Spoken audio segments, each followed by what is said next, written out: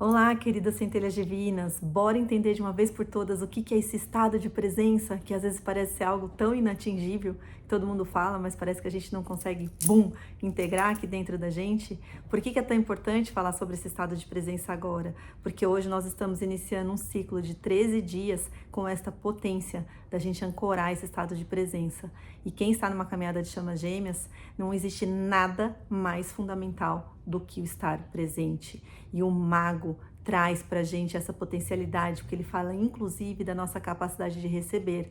Você aí, divino feminino, você consegue manifestar a sua capacidade de receber em potência máxima? É sobre isso que nós vamos falar. E se você não estiver numa caminhada de chama gêmea, sendo você uma centelha divina, eu tenho certeza que para você também isso fica como aprendizado.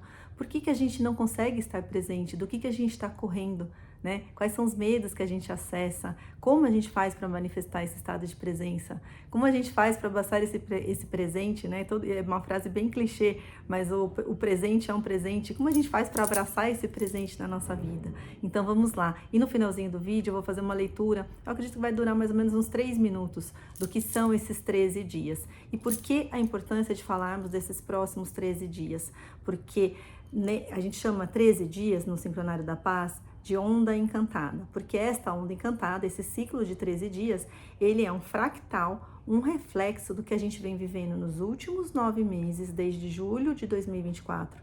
Ele também é um fractal do que a gente vem vivendo nos últimos 6 anos, e ele é um fractal de 2020, que foi o ano da pandemia, que teve muita coisa triste, muita morte, mas também tivemos colheitas muito importantes em termos de sociedade, onde precisamos sim manifestar o nosso estado de presença. Ficamos trancados, né? Teve o lockdown, ficamos trancados dentro de casa e para isso a gente teve que fazer o quê? Olhar para dentro. Então, bora aprender o que é presença. Vamos pensar juntos sobre o que é isso, para que a gente não precise passar por nenhum tipo de pandemia, nem a pandemia do coletivo, nem a nossa própria pandemia interna, porque esse ano de 2025 eu tô sentindo muito em consultório, tá todo mundo surtando, tá todo mundo bugando, os alinhamentos energéticos estão potentíssimos. Quanto mais ancorado a gente estiver dentro da gente, menos a gente vai surtar. Então vamos curar isso coletivamente? Vocês, nós, chamas gêmeas, vamos finalmente ancorar essa energia do feminino dentro da gente, os divinos femininos e até os divinos masculinos. Vamos compreender o que é isso? Então vamos lá. Eu quero começar aqui com uma provocação, né? Como sempre, porque a psicologia junguiana, ela fala sobre isso, sobre integração. E não tem como a gente integrar se a gente não abordar os dois lados, positivo e negativo, luz e sombra. Então eu faço um questionamento para vocês, porque eu acho que esse lugar aqui não é um lugar que eu venho para ensinar nada. Nós estamos aqui para trocar. Por isso que o joia de vocês, o comentário de vocês é tão importante, para que vocês também tragam os seus conhecimentos, tragam o que estão vivendo. Então bora para a provocação. O que é estar presente para vocês? Para vocês manifestarem esse estado de presença, ou falarem assim, cara, eu estava muito presente naquele momento, né? Eu consigo ficar presente quando eu desligo tudo, quando eu faço uma meditação, quando eu fecho os meus olhos, quando eu faço uma boa respiração profunda.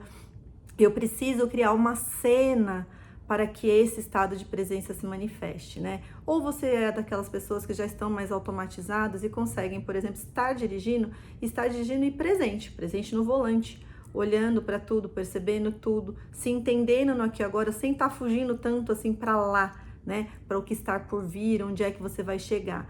Como é que é isso para você? Por quê? Porque o que eu quero trazer aqui como argumento? Se você precisa de algo, de simbologias, de cenas, de cenários para que isso aconteça, de alguma maneira você está idealizando, é uma idealização, é uma ideia sobre a ação do estado de presença.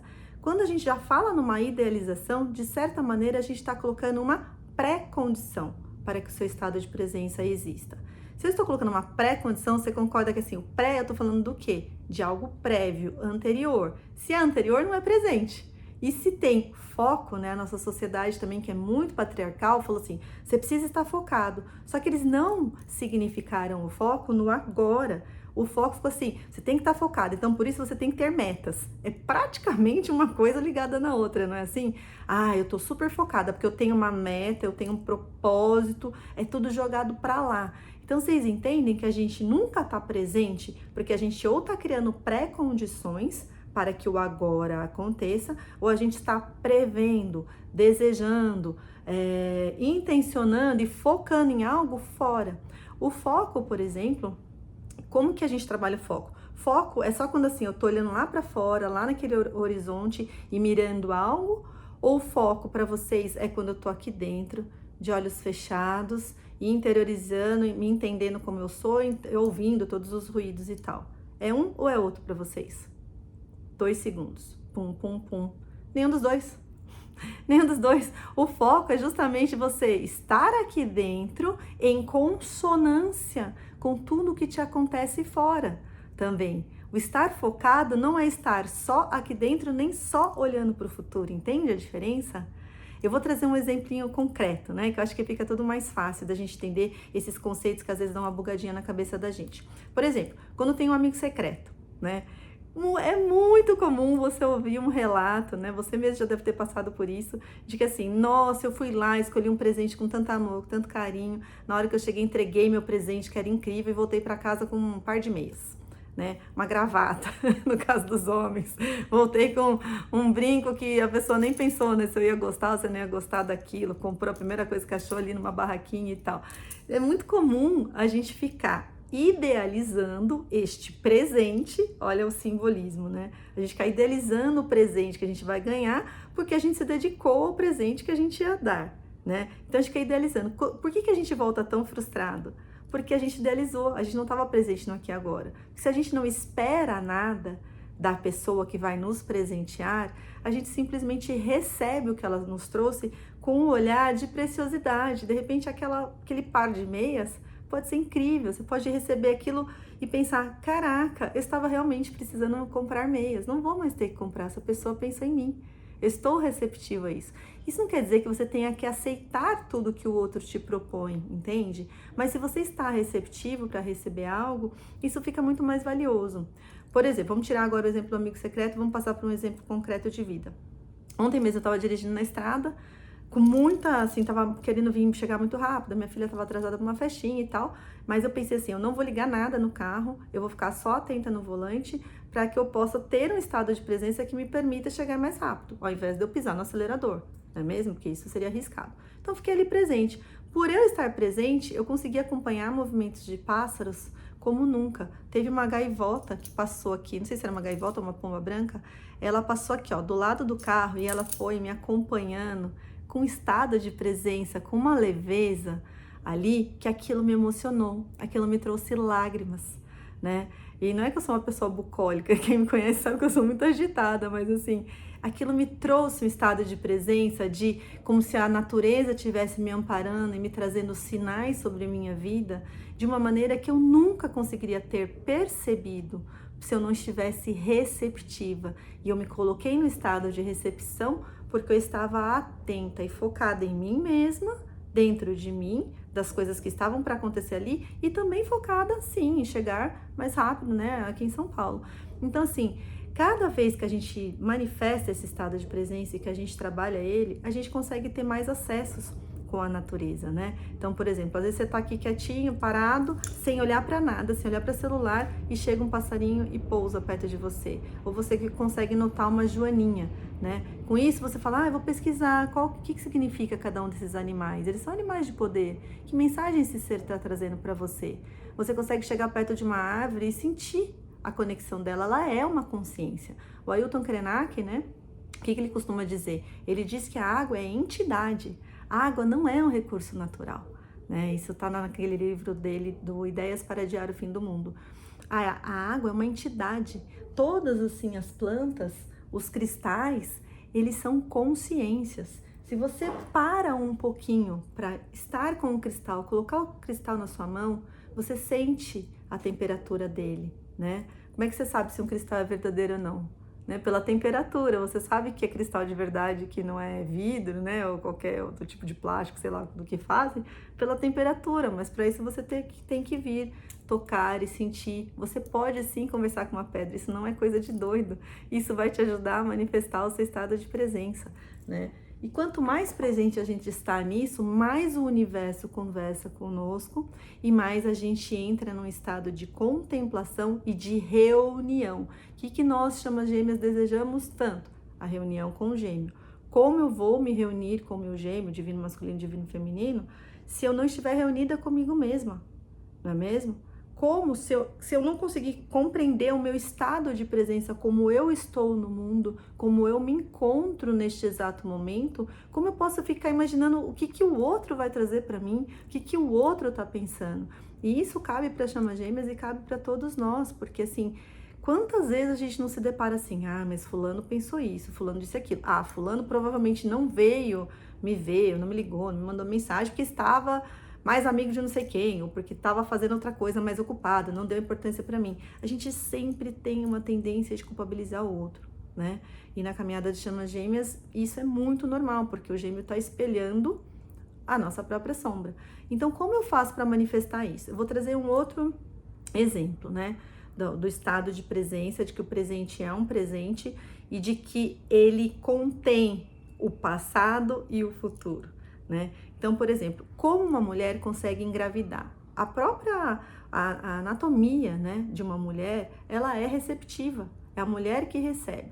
Quantas mulheres, que nem eu passei 2 anos tentando ter filho, né, em tratamento, tal, de fertilização, e esse bebê não vinha, a minha filha não chegava. A única coisa que fez ela chegar foi eu desistir de tudo. Eu parei de focar. Quando eu tiver meu bebê, eu quero ter meu bebê, eu quero fazer o tratamento, eu tenho tantas injeções para aplicar. Eu quero meu bebê, eu quero lá, né? Lá. E também na memória, assim, por quê? Né? Olhando pro passado, porque eu já vi tantos bebês nascerem, eu fui uma pessoa tão boa, por que agora eu não mereço esse bebê? Só que como que o bebê faz? Quem faz tratamento percebe que isso acontece com muitas mulheres. A hora que a gente desiste, o bebê vem. Ou a hora que a gente adota uma criança, vem um bebê, né, de barriga mesmo. Por que isso acontece? Porque a verdade, a gente pensa assim, mas eu estou gestando uma criança para o mundo, eu estou entregando para fora, mas não é para fora. A primeira coisa que a gente faz é isso, eu aceito a minha condição de receber.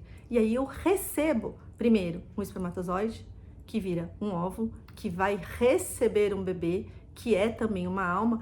Então, primeiro eu recebo a vida, para depois entregá-la ao mundo. Entende a diferença? O meu corpo é receptivo, né? Nós temos um órgão receptivo e primeiro eu recebo tudo isso, preciso estar pronta para receber isso, para depois entregar. A nossa sociedade, que é muito patriarcal, trabalha com a gente justamente o contrário. Ela é muito yang, muito patriarcal, muito linear. E o que ela faz com a gente? Foco. Tenha foco. E eu lembro que assim, quando eu estava fazendo tratamento, eu estava muito focada. Eu abandonei a faculdade de psicologia na época até, porque eu trabalhava em agência de propaganda, que já era muito puxado, fazendo o tratamento de fertilização, que era diário, né? Tomar muita injeção, deixa a gente bugadona. Ainda mais a faculdade de psicologia, mais o cuidado com o corpo que eu tinha que ter. Eu falei, não dou conta. Né? E eu falava assim, estou muito focada, eu vou conseguir, porque eu tenho essa meta, eu vou fazer tudo certinho, né? Abandonei a faculdade para isso. E na verdade isso não me adiantou de nada. E minha filha só veio para mim de forma natural, que não foi nem inseminação, ela só veio para mim de forma natural quando eu falei assim, eu compreendo a minha impotência e eu vou só viver o presente, porque eu entendi que quando se trata de vida, nada do que eu coloque como meta vai resolver. Na minha vida, eu tive minha filha há 41 anos, né? Ao longo da minha vida, tudo que eu coloquei de meta, de objetivos, de desejo, eu fui muito mais uma pessoa de colocar sonhos, né? Minha mãe e meu pai me ensinaram muito isso. Sonhe, minha filha. Sonhar é muito importante. Eu sempre sonhei e fui realizando, né? Não fiquei só ali no sonho, esperando a vida acontecer. Eu acreditava que o sonho era possível e ia realizando. Então eu colocava, quero viajar, quero morar em tal lugar, quero fazer isso, quero fazer aquilo, quero tal trabalho, quero ganhar tanto. Fui colocando tudo isso na minha vida como sonho, como desejo, fui fazendo. Mas na hora em que a gente se entende em falar de vida de um ser humano que está envolvendo um filho ainda, como a gente, e agora eu trago aqui para a caminhada de chamas gêmeas, né? Quando a gente fala de um gêmeo, como é que eu faço para receber isso, né? Porque às vezes a gente fica lá tanto, como eu sempre falo aqui, fica tanto lá olhando para as curas emocionais, para o passado, para minha ferida, para minha criança. A gente tem que fazer isso sim, mas chega uma hora que a gente também tem que abandonar só essa ideia de ficar só lá, entende? Olhando para trás e curando e trazendo para cá, para a gente poder começar a receber. E a gente só vai aprender a receber se a gente estiver presente. entende? E como é que eu manifesto esse estado de presença? Então, assim, você pode estar presente só com essa consciência do aqui e agora. Você pode estar presente fazendo exercício, sim, de respiração, de meditação. Você pode estar presente anotando seus sonhos diariamente, para você entender para onde o seu inconsciente está navegando. Em vez de você ficar olhando para o gêmeo, olha para o teu inconsciente, o que é que está acontecendo com você? O que é que ele está te contando? Quais são as histórias que ele te conta que te fincam aqui nesse momento presente, né?